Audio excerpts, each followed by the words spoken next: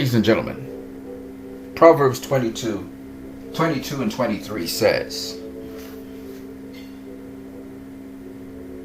"Rob not the poor, because he is poor, neither oppress the afflicted in the gate, for the Lord will plead their cause, and spoil the soul of those that spoil them." We're going to talk about Wonder Woman, of course, ladies and gentlemen. And Wonder Woman does not oppress the poor. She is the justice mark, the judge for the powerless, the helpless, those who are oppressed. Let's talk Wonder Woman. As you can see here, if you go and Google Wonder Woman right now, you're going to get the feedback that the embargo for Wonder Woman has been lifted. And there are a lot of early reactions which are positive to Wonder Woman. You can go and check out these places: Gizmodo, Games Radar, Screen Rant. And they'll give you an update on that. But the concept of Wonder Woman is much more powerful than just critical reception or early reaction reception. It must be accepted by the general audience and received. And why this is so important is because Wonder Woman represents more than just some film in Hollywood concept. It is an icon that represents equality and fairness, justice, and most importantly, love. This film is going to influence the minds of our younger generations. And very fittingly, the icon that is going to teach this lesson is a woman.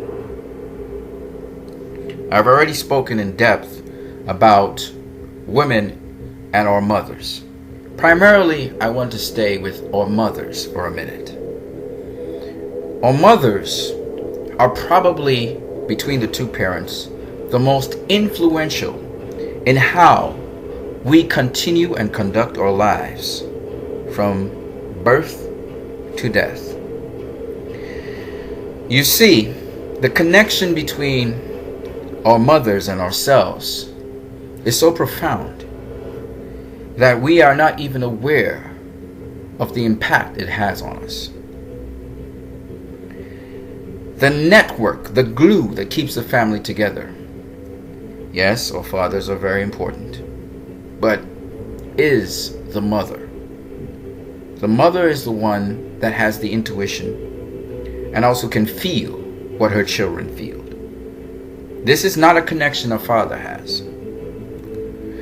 Biologically and physically, emotionally, mentally, and psychologically, our mothers can feel everything that we experience, even the things we don't understand about ourselves. And this powerful connection is because of a very powerful thing you're watching here with these two larger-than-life female icons who represent Wonder Woman, Gal Gadot and Lynda Carter. Both are very feminine in their movements. Look at them. This is not a masculine move by either of them. Also, notice that both of them, their expressions on their face are that of very peaceful people. The sign Gal Gadot makes is the sign of love. It's also a very powerful symbol, used not only in martial arts, but also in full-scaled combat. It is a very powerful way to block and then continue to initiate whatever tactical strategy or advancement you want to do. It seems like a defensive maneuver, but it's more than that. It can go straight into offense. Notice that Lynda Carter on your left, Gal Gadot's right, she's going into a boxing stance, whereas Gal Gadot goes into a defensive stance. This is to block a punch coming from above. Now, strangely enough, both of them are also highlighting something else.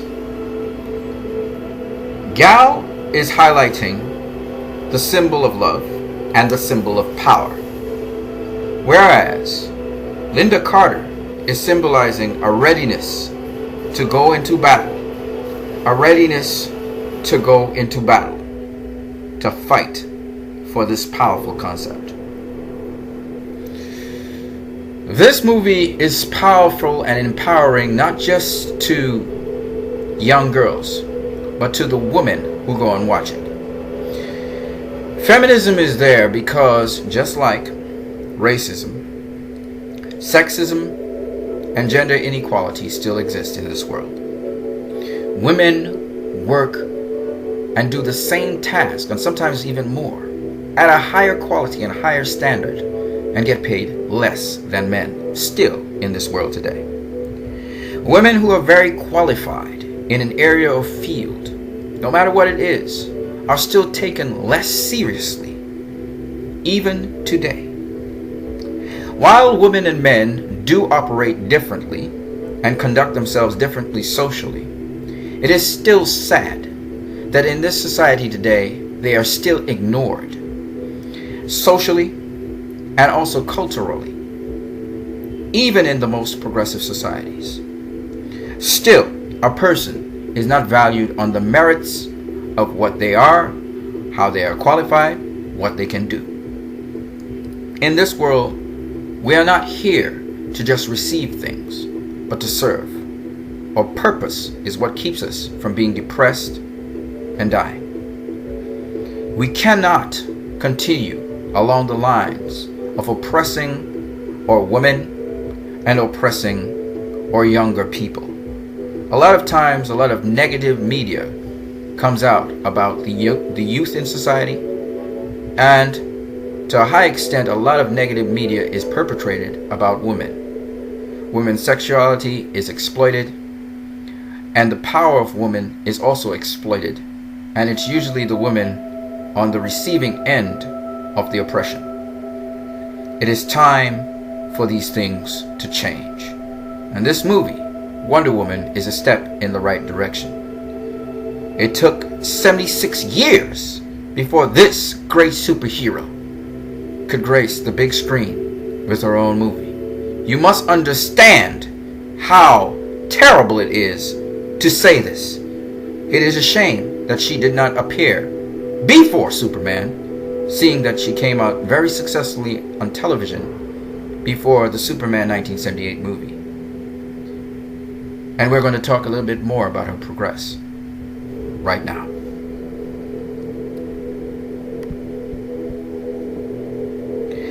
First of all, I want to draw a comparison between Lynda Carter's Wonder Woman and Gal Gadot's Wonder Woman. Now, this is some behind-the-scenes footage of Gal Gadot having some fun. Truly, this is actually something that women Amazons in a Rocker's comic book, I think it's Rocker or it could be someone else, actually did. You saw them dancing around.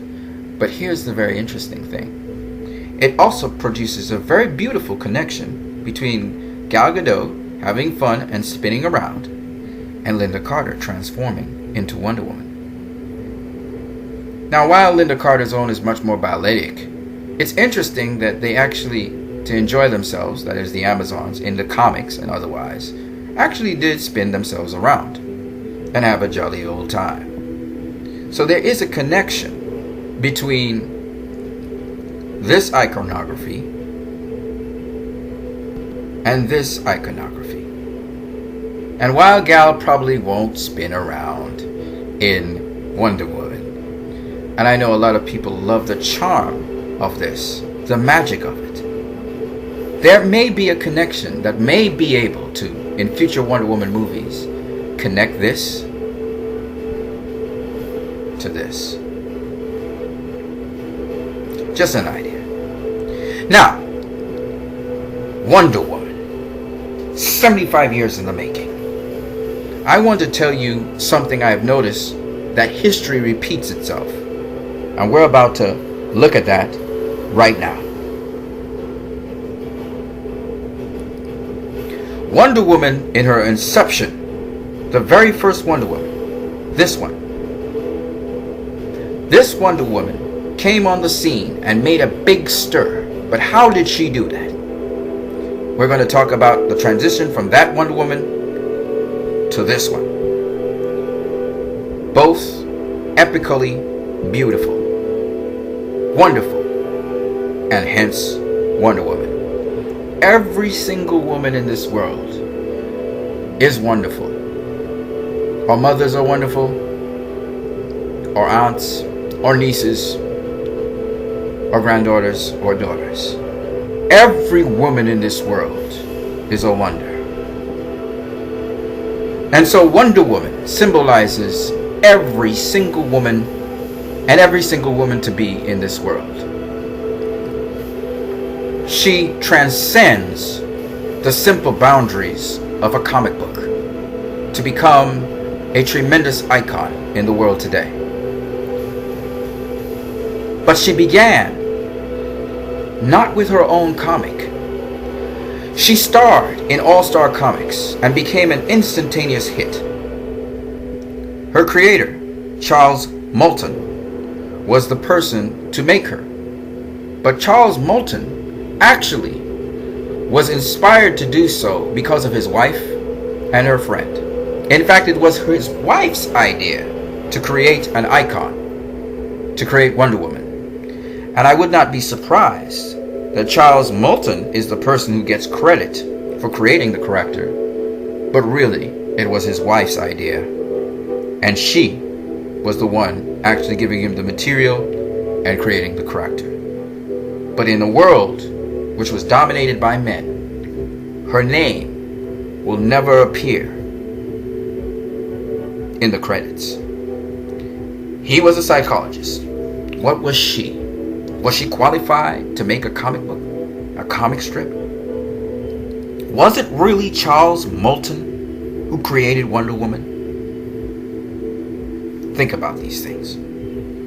But she appeared not in her own comic strip like Captain America. No. She appeared in All-Star Comics, and they launched her out into the world. Pay attention now, because there's something I'm saying. The following year, January 1942, she got her own comic. In Sensation Comics, Wonder Woman finally had her own. And Wonder Woman appeared on the scene just like she did in All-Star Comics. Same cover, same story, but with a little bit more. The icon was born. Now, some 75 years later, Wonder Woman appeared, but not in a movie of her own. She appeared in an all-star cast featuring Batman and Superman. In fact, for the majority of the movie, she wasn't there. Just like with All-Star Comics, she was not the majority of the All-Star comic book. So in Batman v Superman, she also was not a part of the most of the movie.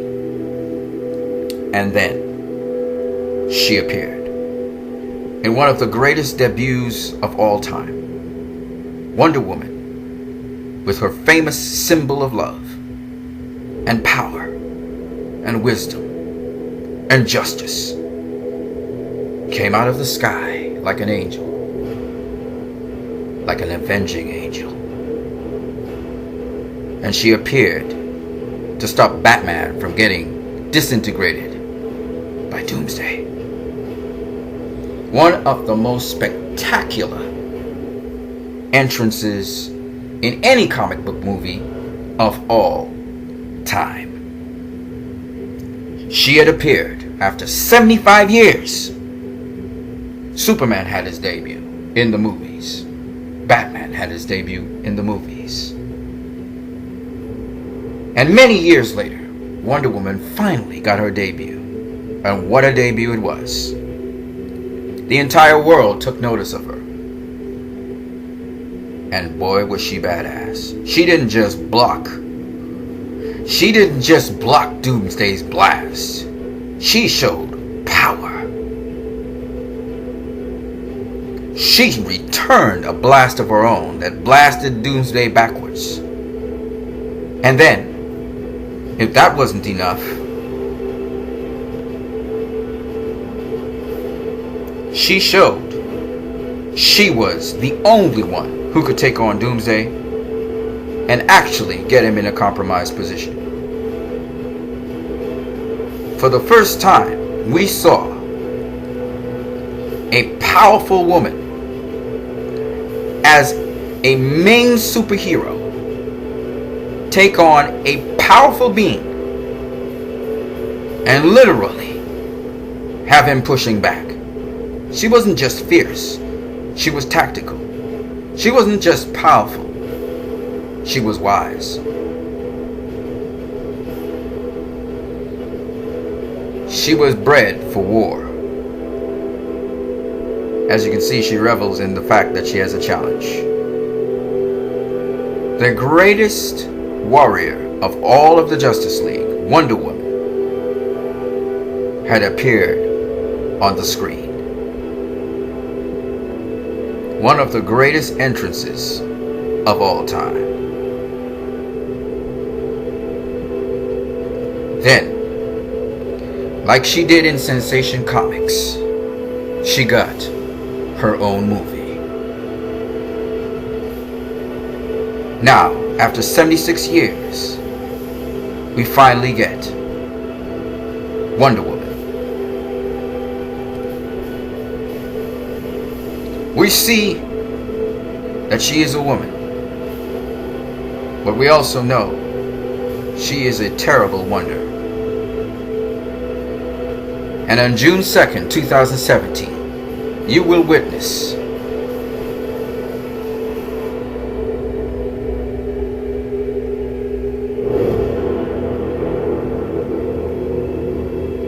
Wonder Woman.